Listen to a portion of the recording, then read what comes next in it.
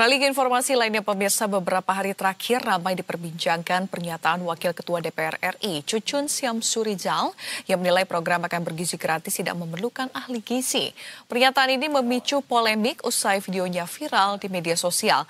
Dalam cuplikan video, Cucun menyentil sikap seorang ahli gizi yang disebutnya arogan saat menyampaikan masukan terkait dengan program MBG. Saya nggak suka anak muda arogan kayak gini. Mentang-mentang kalian sekarang dibutuhkan negara, kalian bicara undang-undang, membuat kebijakan itu saya. Momen pernyataan Wakil Ketua DPR RI Cucun Syamsurizal yang viral soal ahli gizi MBG terjadi saat konsolidasi Satuan Pelayanan Pemenuhan Gizi MBG se-Kabupaten Bandung. Dalam video yang beredar, seorang perempuan ahli gizi menyampaikan sejumlah persoalan yang muncul di lapangan. Salah satunya maraknya perekrutan non-ahli gizi untuk mengisi pos ahli gizi pada SPPG MBG. Ia mengusulkan Badan Gizi Nasional bekerja sama dengan Persagi untuk memenuhi kebutuhan ahli gizi. Ia juga menyoroti pentingnya ahli sanitasi di setiap SPPG MBG demi menjamin kebersihan makanan. Namun, belum usai menyampaikan pikirannya, perempuan tersebut di-stop oleh Cucun. Seperti itu. Ketika saudara Menteri DPR, saya ketok, kita tidak perlu ahli gizi, tidak perlu Persagi. Yang diperlukan adalah satu tenaga yang mengawasi gizi. Tidak perlu ahli gizi. Selesai kalian. Cocok? Cucun menilai program MBG tidak memerlukan Persagi maupun ahli gizi. Menurutnya, setiap orang dapat menjadi ahli gizi usai dilatih 3 bulan. Ia menyebut Kadinkes bisa melatih lulusan SMA cerdas untuk mengisi peran tersebut dengan sertifikasi BNSP. Pernyataan Cucun memicu reaksi publik di media sosial yang menilai polemik ini bisa mempengaruhi kebijakan dan mutu program MBG.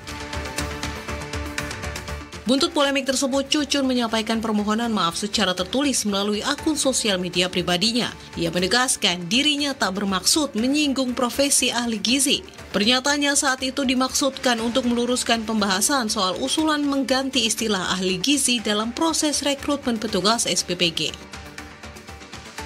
Di forum ya berkembang, ada usulan, yang usulin justru ahli gizi sendiri.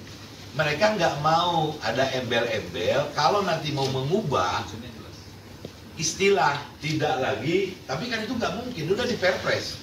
Tapi kalau misalkan Perpresnya mau dirubah, kan harus ada tadi komponen, ada ahli gizi, ada apa lagi? Akuntan, ada ini. Yang usulkan itu putrinya beliau, jangan ada embel-embel lagi, ahli gizi. Saya respon, kalau keinginan demikian, nanti kan profesi panjenengan semua ya diganti, ya habis. Nanti yang masuk mah bukan ahli gizi. Itulah penjelasan saya. Menanggapi pernyataan Cucun terkait istilah ahli gizi dalam proses rekrutmen petugas SPPG, Kepala Badan Gizi Nasional atau BGN Dadan Hindayana angkat suara. Ia menjelaskan bahwa tenaga sarjana gizi tetap menjadi prioritas utama dalam pelaksanaan program. Namun, ketersediaan lulusan gizi di Indonesia saat ini masih terbatas. Sementara program MBG harus terus berjalan secara nasional. Karena itu, MBG membuka peluang bagi lulusan bidang lain yang memiliki dasar pengetahuan gizi untuk mendukung pelaksanaan program.